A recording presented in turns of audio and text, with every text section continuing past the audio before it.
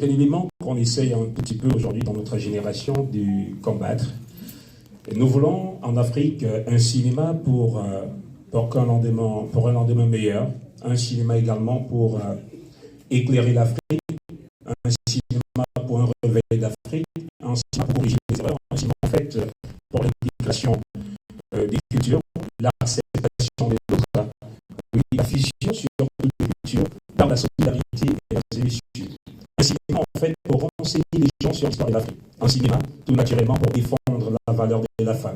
Un cinéma pour dire combien la femme a une place importante dans la vie parce que, après avoir réfléchi au plus profond, la génération consciente que nous sommes aujourd'hui, en train de courir partout dans le monde entier pour essayer, en fait, d'inviter les gens à notre cinéma, c'est tout simplement pour dire qu'il y a tellement de mots qui minent notre société et que c'est seulement par le cinéma que les autres ont pu, en fait, s'impartir ou impartir, en fait, à travers le monde. L'Amérique, on a vu, la Chine, on a vu, l'Inde, on a vu, pourquoi pas aussi l'Afrique. C'est encore vierge, on manque des possibilités, on manque des issues, et bien que nous essayons, personne de l'autre côté là-bas ne peut te recevoir chez toi tout naturellement comme il se doit. Vraiment, nous avons besoin de ça. Lorsque je regarde ces chefs-d'œuvre, ça me fait pleurer. Parce que forcément en Afrique, ils ne seront pas nombreux comme vous à venir l'étudier, l'analyser, l'apprécier, à partager, à publier. Même si on a vu ça passer quelque part sur Facebook, ils vont défiler tout simplement. Mais si c'est ce qui n'est pas de chez nous, les gars vont prendre la peine de taguer, de liker, de partager, de télécharger. Vraiment, merci encore pour l'invitation à venir. Merci l'UNESCO, merci à l'Afrique, merci au monde entier. Mais rassurez-vous, nous sommes seulement pour le réveil d'Afrique. Nous ne sommes pas des combattants, non, nous sommes des négociateurs. Nous négocions vraiment pour que vous nous acceptiez, que vous acceptiez l'Afrique en fait avec vous, que vous acceptiez en fait le cinéma comme moyen de communication pour traduire ce que nous pensons de cette vie qui est faite d'elle-même, de hauts et des bas, des joies et des peines, des pires et des peurs. Bref, pour nous, il en ressort tout simplement que vivre bien consiste à positiver l'existence au nom de Dieu, le Père Tout-Puissant. Alléluia.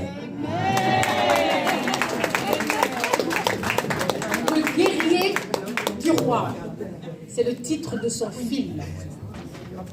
Il en est l'acteur principal. Il dure 1h50.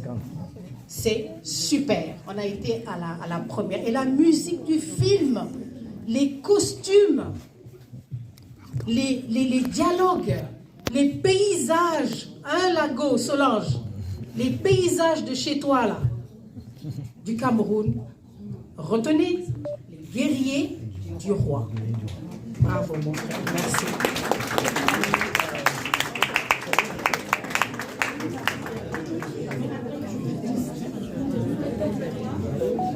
Des questions Du coup, j'avais juste une deuxième et dernière question. Bien sûr, bien sûr. Alors, en fait, c'est par rapport à la série Golden. Du coup, dans un épisode, vous dites la vie, c'est un combat. Il n'y a que les lâches qui démissionnent. Je redis. Oui, parce qu'il y a du bruit quelque part et j'aimerais bien qu'on puisse... Voilà, dès qu'elle termine. Oui, excusez-moi. Du coup, donc je disais, dans la série Golden, vous dites la vie c'est un combat, il n'y a que les lâches qui démissionnent. Donc c'est dans un des épisodes. Vous dites ça à James, au personnage James, voilà, qui veut abandonner son poste, voilà. Et du coup, je me demandais, est-ce que c'est une philosophie que vous adoptez dans la vie, c'est-à-dire avoir cette ambition en fait, et même si on tombe, on se relève. Je n'ose pas dire tabou, mais bon, moi je suis très croyante, hyper croyante, et c'est ce qui me sauve, c'est ce qui m'aide.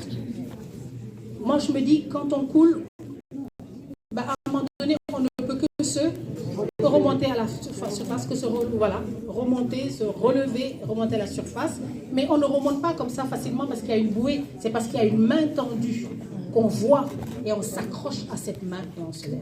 Et quand je disais ça à James, donc mon fils, dans Golden, je le voyais en train, alors là c'est le personnage qui parle, hein, c'est chez nous là, on ne fait pas du tout la différence entre le personnage et la personne. Juste une anecdote, je vais continuer la réponse. Je marche dans la rue et on me dit, ouais, massa ça veut dire Yako. Hein? ne pleure plus. Je dis, ah, c'est quoi encore? On me dit, non, ton mari, non, il est dans le coma, là, il ne s'est toujours pas réveillé. Je dis, non, ça ira. Il m'a ça ira. Donc, quelqu'un veut lui faire la guerre et quelqu'un veut... Non, non. Surtout que je l'ai fait venir pour qu'il récupère cet empire qu'est Golden, qui est la seule entreprise minière d'or gérée par les Sénégalais, je le dis par cœur parce que c'est mon texte. Et donc voilà, le voir baisser les bras, ça m'a mise hors de moi. Et c'est comme Michelle Obama et Barack. Je suis la femme derrière, certes. Le micro, Amélie. Ah, pardon. Il y a d'abord celle-là. Ah, d'abord, il y a d'abord. Peut-on voir le film Le Guerrier du Roi? Ah ben, l'acteur principal du Guerrier du Roi, Kagame, Prince Kagame. La question est pour toi, mon frère. Merci, madame. Vraiment, je suis très flatté. Je suis très flatté. Le film, pour l'instant, on a eu l'avant-première au cinéma Lincoln, parce que forcément, les financements sont venus de la France. Là, c'est pourquoi je dis déjà merci à la France. Pour le moment, on ne peut qu'attendre les programmations, mais les extraits sont également sur la plateforme YouTube, Facebook. On peut aller sur ma page directement, sans publicité, je peux me permettre. Kamga Acteur, c'est-à-dire K-A-M-G-A Acteur, tout naturellement. Ou bien vous tapez Les Guerriers du Roi. Là, vous aurez la page du film, donc la page Facebook, mais les extraits sont naturellement sur YouTube, tout le monde peut déjà regarder, ou bien sur mon Facebook, Kamga Acteur, donc Le Guerrier du Roi, et à la merci de tout le monde. Si vous voulez commander, c'est pas un souci, on vous donnera les dates, forcément, pour la programmation. C'est moi qui vous remercie, je vous en prie. Merci encore l'UNESCO, je vous en prie. Merci. Alors, j'aimerais saluer aussi la présence d'une autre actrice qui était là-bas ce jour-là, que j'ai rencontrée, avec qui j'ai échangé, qui m'a fait part de son handicap et qui m'a posé des questions concernant justement les obstacles en tant que handicapé que nous avons, je dis nous, c'est-à-dire les Africains, le monde du cinéma africain. Je la laisse se présenter. Bonsoir tout le monde. Moi, je suis actrice comédienne Kwedi, que vous avez vu récemment dans le film La Belle-Mère sur A+. Et j'ai joué j'étais la petite amie de Kamga Acteur. Bon, je suis très très contente d'être là aujourd'hui par le biais de Amélie. Et ma question ce soir, c'est vrai que j'étais assise là parce que j'étais un peu fatiguée, mais j'ai écouté ma soeur parler. La partie qui m'a le plus touchée, je ne savais même pas qu'elle était personne handicapée. C'est quand elle a dit, c'est lorsqu'elle a mal qu'elle trouve la force de peindre. Et ça m'a fait mal aussi. Directement, je me suis levée pour venir voir exactement qui parle. Et quand je me suis placée devant, que je lui ai vu dans son fauteuil, c'est vrai que c'est l'émotion, c'est pas que je suis fâchée, mais c'est parce que je suis contente d'être avec elle aussi aujourd'hui, de voir ce qu'elle fait. Et je ne vais pas vous mentir, si je suis arrivée dans le cinéma, comme Amélie l'a dit, c'était pour qu'on valorise la personne handicapée. Et aujourd'hui, je suis très très fière de ce que je fais, de ce qu'elle fait, et de l'acceptation que vous avez envers nous, parce que c'est pas facile. C'est vrai, tous les jours on se dit qu'on supporte, on surmonte notre handicap, mais dans la tête on ne parvient pas. Mais avec votre soutien, votre amour, votre force, on va y arriver. C'est vrai, c'est dur, mais aujourd'hui je ne savais pas que je pouvais me placer devant tant de personnes et m'exprimer. Parce que toute petite, je regardais toujours vers le bas, parce que je n'arrivais pas à regarder les gens en face. Mais aujourd'hui, je vous assure, à travers la série La Belle-Mère que j'ai incarnée, mon propre personnage, c'était pas facile. Les injures qu'on disait, c'est vrai que c'était pas à moi personnellement, mais c'était à toutes les personnes ayant un déficit. Mais aujourd'hui, vraiment, Amélie, je te dis merci. Je ne vous connais pas, je vous ai vu pour la première fois et je vois ce que vous faites. Si vous trouvez l'inspiration lorsque vous avez mal, Je vous assure, moi aussi, j'ai trouvé mon inspiration lorsque je pense à mon mal et au mal des autres. Une fois de plus, félicitations, madame. Félicitations.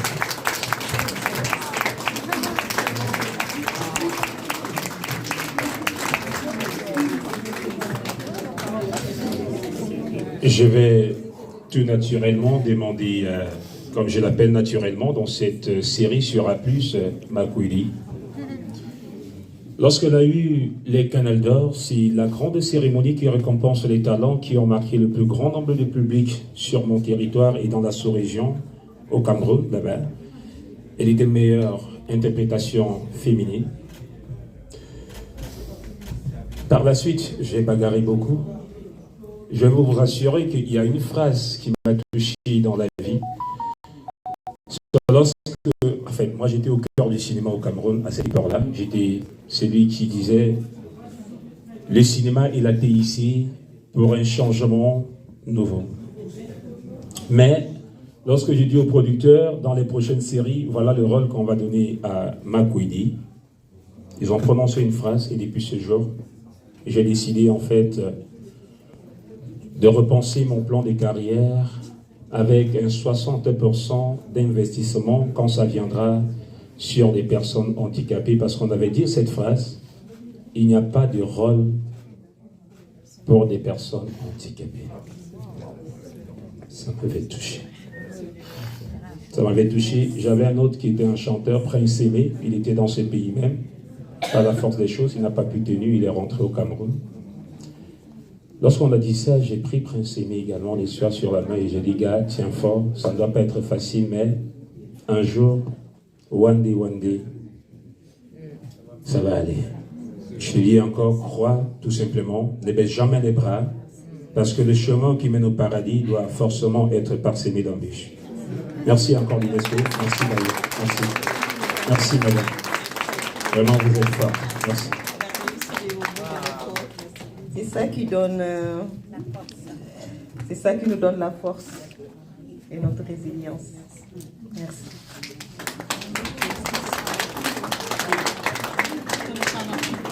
Amélie. Merci beaucoup. Je vous en prie.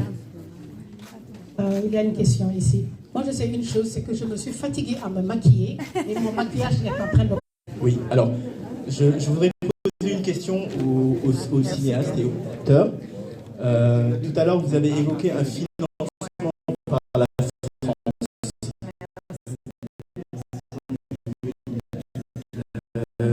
J'ai un ami qui est cinéaste.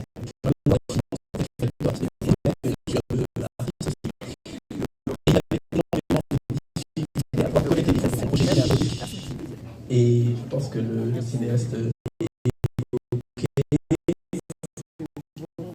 un financement par la France. Est-ce que les Africains sont conscients du pouvoir du cinéma, de la rentabilité d'un film? Et pourquoi, à votre avis, n'y a-t-il pas suffisamment d'investisseurs africains pour soutenir et accompagner les projets cinématographiques? Voilà, ça c'est une question qui m'interpelle beaucoup. Alors, merci beaucoup. Avant de donner la parole à mon frère, Amga, j'aimerais juste renchérir sur ce que vous avez dit. Certaines personnes se plaignent et disent oui, ce film va sortir, oui, mais il est financé par Orange, oui, ça va être chez Canal. Mais c'est parce que quand on se fatigue, nous les Africains, à écrire, à essayer de relater, à faire des recherches concernant nos traditions, concernant... En général, ça n'aboutit pas. Qu'est-ce qu'on est en train de voir actuellement? Vous avez vu le film là, Black Panther? Le succès que ça a eu? Ben, moi, je suis fière de dire qu'au moment où Black Panther est sorti, Solange, tu étais là, on était à Los Angeles, elle est là.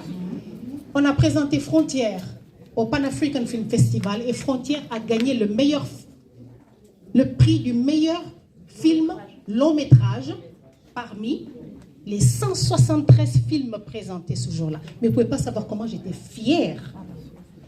Je ne dis pas qu'on l'a gagné au-dessus de Black Panther, mais c'était à cette période-là. Mais quand je suis partie voir Black Panther, D'accord, j'étais contente et tout, mais ça m'a fait mal au cœur. Parce que je me suis dit ça, nous, on pouvait le faire. Heureusement que quelque part, ça a été la musique de Baaba Maal, qui est de chez nous. Mais j'ai dit, maintenant, il y a encore Olivia, qui joue encore dans ce film-là des Amazones, des reines d'Afrique. C'est qui? Les Américains. Mais pourquoi pas nous? Alors qu'on a des reines. Aline Sitoé, on a enfin, je cite des noms comme ça, de toutes ces reines-là dont on pourrait faire.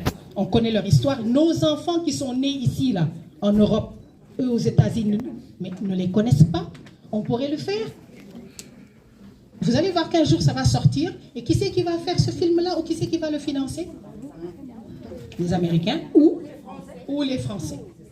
Donc il faudrait qu'on prenne, encore une fois, ce qu'on disait tout à l'heure, sur ce que, comme nous, on a envie quand on arrive, quand on quitte la France ou les États-Unis, en tout cas l'extérieur, et qu'on va chez nous, on retourne chez nous, on essaye de retourner chez nous pour essayer de faire quelque chose. Mais voilà le problème qu'on a d'être reconnu ou d'être aidé.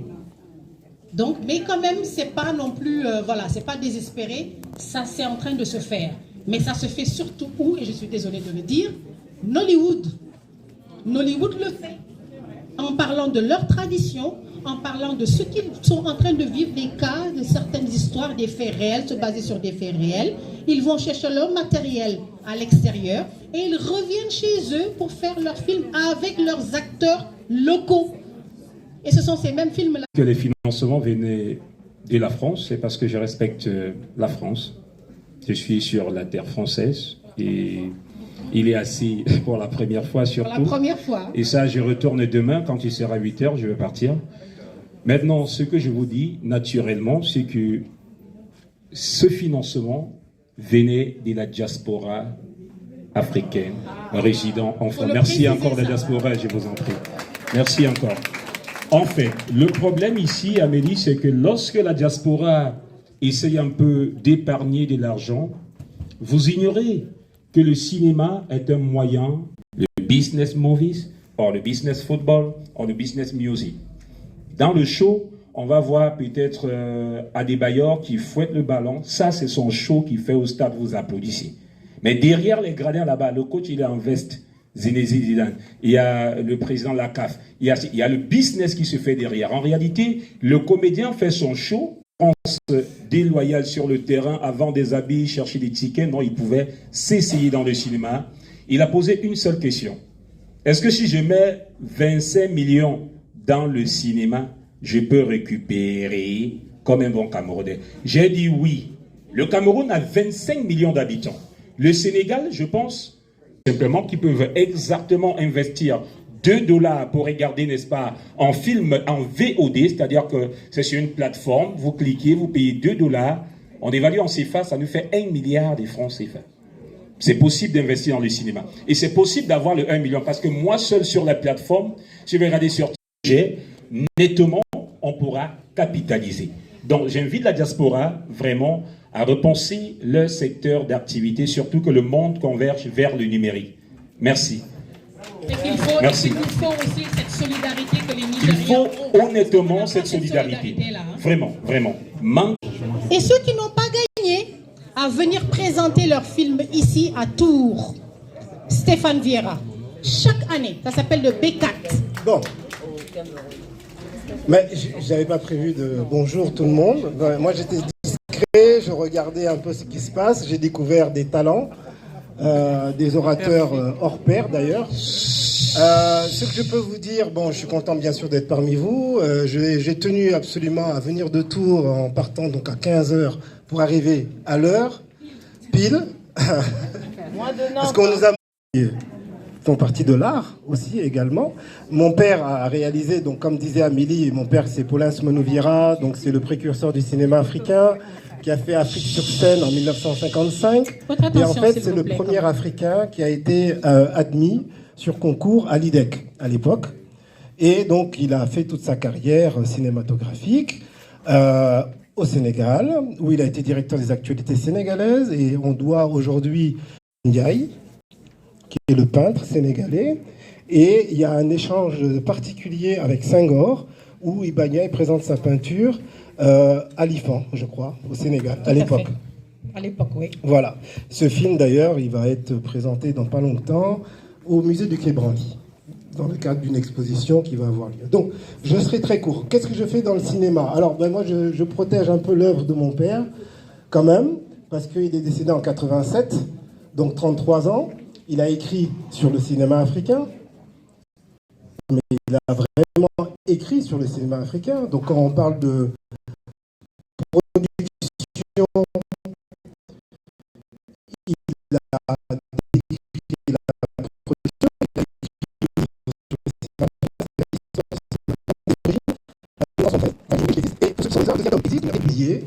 il part de 73 à 85 et nous avons eu la chance, alors je vais être bref parce que je vous parle un peu d'actualité sur le cinéma donc de mon père. On a eu la chance en 2018 de transférer 450 kilos, oui, d'archives donc photographiques, écriture, audio, film bien sûr, à l'université d'Indiana. On a fait un deal sans argent, tout simplement pour la préservation de ces archives, parce que nous n'avions pas eu l'occasion, malheureusement, en Afrique, de trouver un organisme qui pouvait numériser à l'époque tous ces éléments. Donc vous aurez bientôt des trésors, comme le deuxième tome sur Saint-Ben Ousmane, etc., etc. Alors, qu'est-ce qu'on fait à Tours, en France? Parce qu'une association, ce n'est pas que rendre des hommages à mon père, même si je suis un abonné du FESPACO et j'y suis allé depuis 2013, n'est-ce pas? Donc, qu'est-ce qu'on fait à Tours? À Tours, on a un ciné-club où on, justement, sélectionne donc, des films africains. Amélie est bien placée puisqu'on l'a invité quand on a projeté Frontières. On l'a invité à d'autres occasions. Bon, Amélie, d'ailleurs, elle a déjà dit, c'est ma jumelle, c'est ça? Parce que nous sommes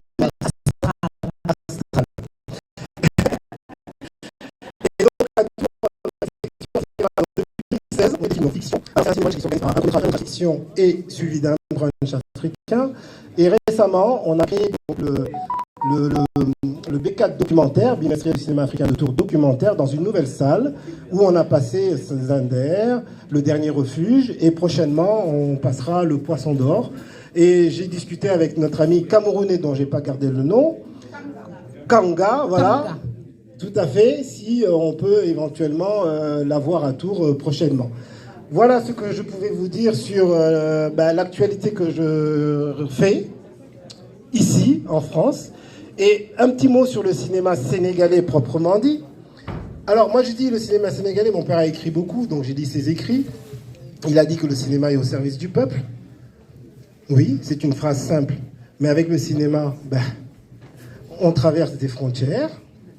On véhicule des traditions, comme le monsieur l'a si bien dit, et aussi on décomplexe les gens, les situations, et je dirais que le cinéma sénégalais, je l'ai vu progresser, et il y a eu un bond récemment. Nous sommes à la 4e génération, je crois, de cinéastes, si je prends les Saint-Ben, et ensuite je descends, etc., jusqu'aux Alain Gomis, et jusqu'aux jeunes aujourd'hui qui sont très, très, très... s'engager dans leur cinéma. On a des directeurs photos qui sont exceptionnels. Je sais qu'à Dakar, maintenant, il n'y a plus besoin de venir avec un coopérant pour faire du cinéma, alors qu'avant, c'était indispensable. On trouve tout sur place. La version numérique permet d'aller beaucoup plus vite. Il y a des monteurs. Et un grand mot pour Marodi, parce que Marodi, aujourd'hui, qu'est-ce qu'il a fait Marodi? Moi, j'ai regardé toutes les séries du Sénégal et j'ai découvert Marodi, pareil, comme tout le monde. Et j'ai vu que c'est exponentiel. Le cinéma africain est décomplexé. Contrairement à certains pays d'Afrique peut-être, le cinéma africain, le cinéma sénégalais en particulier est très décomplexé. Et il réussit à faire des merveilles. Je m'arrêterai là parce que je pourrais en dire long. Ah oui, non, encore mais on le laisse. Merci. Demain matin, Merci et peut-être à boire tout à l'heure. Stéphane Vieira de PSV Film de Tours, toujours présent dans les festivals, le premier au FESPACO. Rama, ma sœur Queen Rama, qui a une question. Une grande chanteuse aussi.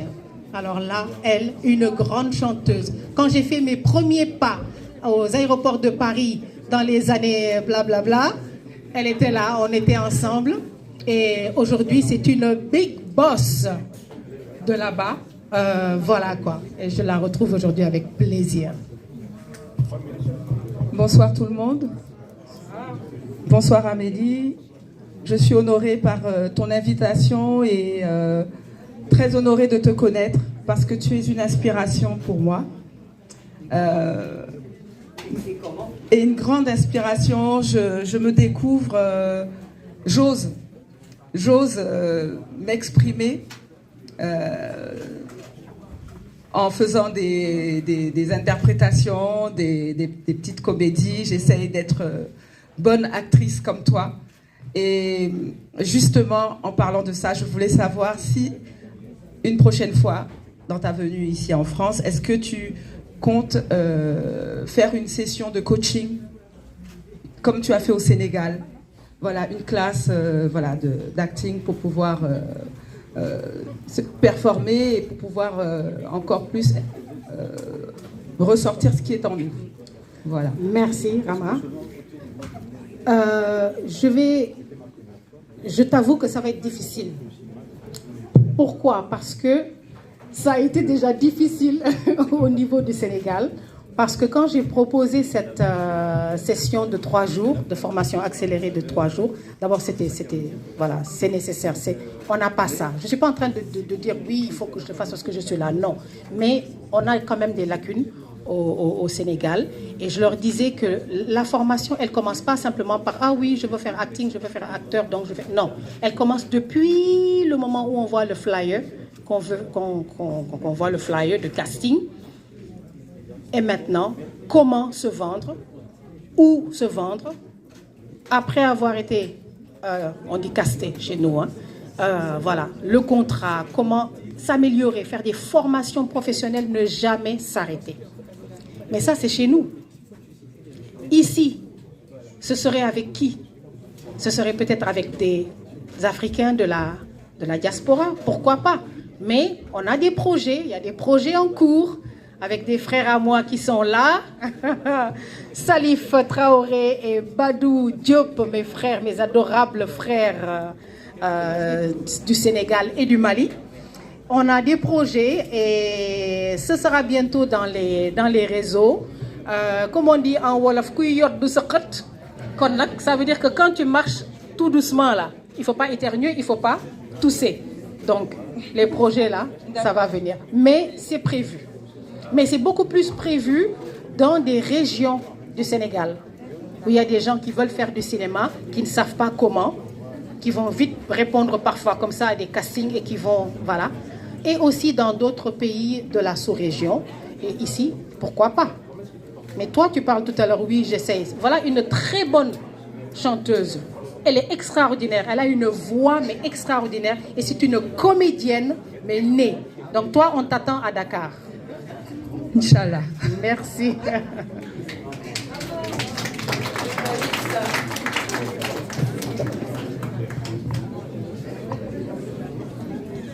Alors, bonsoir à tous. Moi, je m'appelle Idi Fagué de Dakar Musique. Votre attention, s'il vous plaît. Il y a beaucoup de choses à dire. Et je vais d'abord commencer par là. C'est vrai qu'elle a exposé beaucoup de tableaux, mais l'émotion se lit dans son visage et surtout dans ses yeux. Je pense que son visage parle beaucoup plus que ses tableaux. Parce que dans ses yeux, en fait, elle exprime tous ses sentiments, toute son histoire, toute cette douleur qui est là. Et je pense que l'image qui parle d'elle, c'est son visage. Et je vous demande de la regarder, parce que ses yeux parlent tout seuls, en fait. Et elle renferme beaucoup de choses. Et la force qu'elle a aujourd'hui d'être là debout en face de vous pour vous faire passer un message, c'est juste énorme et génial. Il faut savoir que la femme d'aujourd'hui, comme la femme d'hier, comme la femme de toujours, a toujours supporté. L'homme ne peut pas comprendre c'est quoi la douleur d'une femme. Elle supporte la maladie, elle supporte les critiques, elle supporte le handicap, elle supporte la grossesse, elle supporte énormément de choses. Et elle tient debout, pourquoi? Parce qu'elle a une étincelle d'espoir en elle, mais quand vous lui souriez, elle a encore beaucoup plus de force. C'est-à-dire que c'est vous sa force. Et tout à l'heure, il a dit, l'artiste, il a dit, nous sommes des négociateurs. Non, non, on n'est pas des négociateurs en réalité. L'Afrique, pendant longtemps, a été spectateur. Aujourd'hui, nous sommes des acteurs. Et aujourd'hui, quand on voit Amélie, elle a joué dans Golden. Elle aura pu bouder et pas rejouer avec les Sénégalais. Aujourd'hui, elle est revenue. Pourquoi? parce qu'elle a une conscience. Elle sait qu'à travers le cinéma, aujourd'hui, elle a un message à faire passer. Aujourd'hui, c'est à vous de vous réveiller et de vous dire que nous, les Africains, on doit reprendre notre place. C'est pas les autres qui doivent écrire notre histoire, c'est à nous d'écrire notre histoire. Pendant longtemps, on a écrit notre histoire. Pendant des années, des millénaires, on a écrit notre histoire. Aujourd'hui, si vous prenez pas conscience que les personnes comme Amélie ou les personnes qui se battent de leur maladie depuis 2013, qui sont là aujourd'hui debout face à vous, qui vous font passer un message, parce que 3 heures ici, c'est beaucoup, pour vous dire réveillez-vous. C'est à nous d'être acteurs. Et quand on dit que Black Panther a été écrit par d'autres, mais joué par des Africains, mais que ça n'a pas été joué en Afrique, pourquoi? Parce que c'est les autres qui écrivent notre histoire.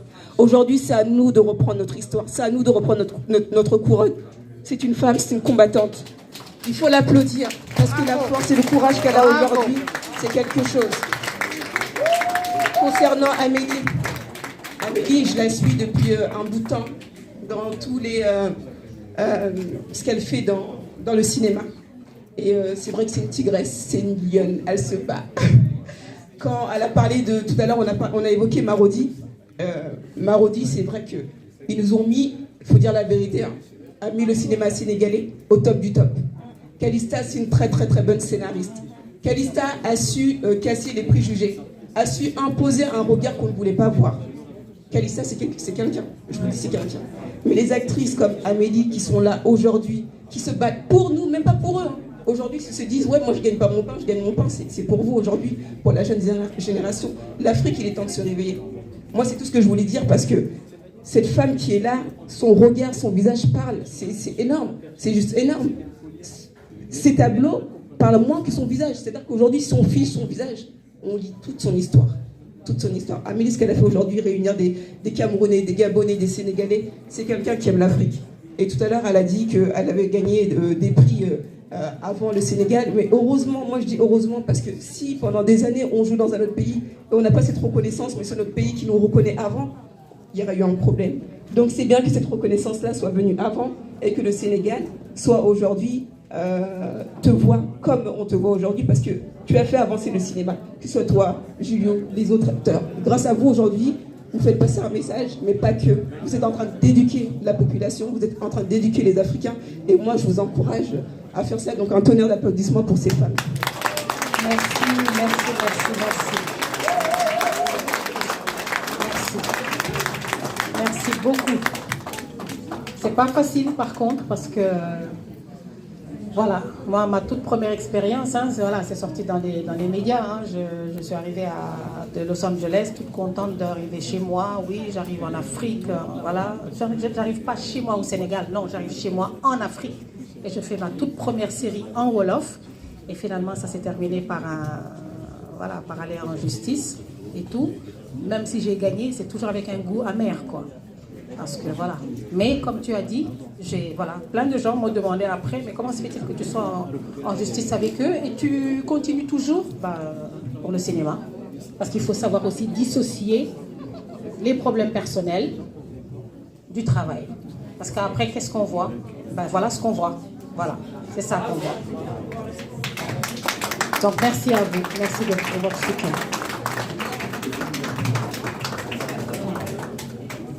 Oui, une question là. Bonsoir à tous. Je m'appelle Charlotte Connard. Je suis camerounaise. Et la semaine dernière, j'ai rencontré Amélie lors de la diffusion du Guerrier du Roi. Et on a entamé une discussion qu'on n'a pas pu terminer. Et aujourd'hui, c'est l'occasion de la poursuivre parce que je pense que ça allie aujourd'hui deux de mes passions, le cinéma et la santé mentale. Donc, depuis 1 an et demi à peu près, je travaille activement sur les réseaux sociaux, sur les questions de santé mentale en Afrique, et j'accompagne des personnes sur le continent dans tous leurs troubles à trouver des solutions médicales sur le continent à travers l'Afrique, plusieurs pays. Dans plusieurs de mes recherches et les constats que j'ai faits aujourd'hui, c'est que ces dernières années, beaucoup d'acteurs sont sortis avec des problèmes de troubles de santé mentale. La plus célèbre au Sénégal, c'est Ali Magadi. Et on était vraiment déçus, moi, en tant que fan de la série, de ne pas la voir. Et surtout, moi, en tant qu'actrice de la santé mentale aujourd'hui, de pas du tout, de voir son histoire. Donc, j'ai beaucoup essayé de la contacter, je comprends que c'est une femme qui est occupée. Et dans le cinéma camerounais également, on a eu beaucoup d'acteurs qui ont fait des tentatives de suicide, par exemple, ces derniers mois. Beaucoup de personnes parlent de dépression, d'anxiété. Et aujourd'hui, les Africains sont beaucoup sur les réseaux sociaux. Ils sont beaucoup intéressés par ces séries. Moi, de ce côté-là, je trouve vraiment dommage que ces séries-là ne véhiculent pas ce message. Pour avoir été, j'ai commencé mon activité parce que j'étais personnellement impactée. Mais au bout d'un an, mon constat personnel, sans avoir fait des statistiques sur le terrain, c'est que je pense sincèrement qu'au moins la moitié de la population, compte des personnes qui sont atteintes de ces troubles, on ne connaît que de la dépression, mais il y a d'autres sujets. Donc on a commencé la discussion la semaine dernière, et ma question c'était de savoir, sur le plan complètement cinématographique, est-ce que, lorsqu'on voit aujourd'hui le nombre d'acteurs qui sortent, est-ce que le cinéma détruit? Est-ce que le cinéma, parce que l'environnement du cinéma africain n'est pas encore bien construit, est-ce que finalement les acteurs africains ne sont pas suffisamment préparés, ou bien est-ce qu'on est face à des problèmes qui sont préexistants? Est-ce que vous pensez que c'est un sujet qui va entrer dans les discussions et dans les prochaines diffusions, les prochains projets? Et est-ce que vous pensez que c'est une bonne idée de passer par la voie cinématographique pour parler de ce sujet qui est extrêmement tabou encore aujourd'hui? Merci. Merci, c'est une question hyper importante parce que justement, on a le cas de Marem, enfin de Halima Gadji, qui ne s'en est pas caché. Donc, il faut aussi faire la part des choses. Parce que, pour ne pas trop parler de son cas, parce que je n'aime pas trop parler de quelqu'un qui n'est pas là, mais puisqu'elle l'a permis, du moment qu'elle en a parlé sur les réseaux,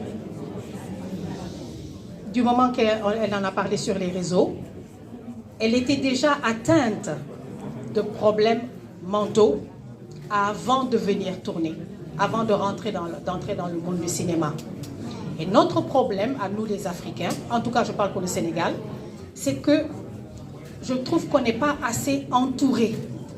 Parce que quelqu'un qui souffre de dépression, que ce soit avant ou pendant ou même après, elle doit être entourée. Il faut un suivi. On ne peut pas laisser quelqu'un qui a dit, en fait c'est un cri au secours déjà, le fait d'en parler, d'avoir le courage d'en parler. Parce que le fait d'en parler comme ça, tout de suite, on va dire quoi? Ouh, celle-là, elle est folle. Alors que ce n'est pas la folie. Il faut aller creuser. Pourquoi? Remonter à la source. Et maintenant, c'est là maintenant que je mets le doigt dans la plaie, c'est savoir est-ce que, souffrant de problèmes comme ça, on est fait pour le cinéma? Ah oui, parce que parfois on n'est pas assez solide pour pouvoir rentrer dans un personnage, se dire qu'on est ceci, savoir en sortir, dans la rue, être toujours ce personnage. Elle a été insultée, elle a été traitée de, excusez-moi le terme, de pute. On l'a traitée de tous les noms. Mais ça, il faut savoir le porter, il faut savoir le supporter. Donc si déjà on vient avec un bagage pareil, c'est lourd. Moi, j'ai tourné avec Revolution Studio, mais la scène qu'on a faite où on assassinait toute ma famille, mais il y avait un psychologue qui était là pour les enfants, parce que la scène est horrible. On m'a pointé le pistolet et on a tué toute la famille devant mon mari, enfin mon mari du film. Ouais. Donc, mais il y avait un psychologue qui était là. Avant que le militaire là vienne et nous pointe l'arme, mais on a parlé avec l'enfant, on l'a préparé. Et l'enfant a été suivi aussi après. On leur a proposé d'être suivi. Bon, c'est vrai que nous, les Africains, là aussi, on est tellement solides, on dit que l'histoire de psychologue, là, c'est pas possible. Parce que chaque fois qu'on dit psychologue, on dit hey, moi je suis pas folle, j'ai besoin de psychologue, pourquoi? C'est ça. Alors que non. Donc, il faut savoir d'où ce que je disais. Formation.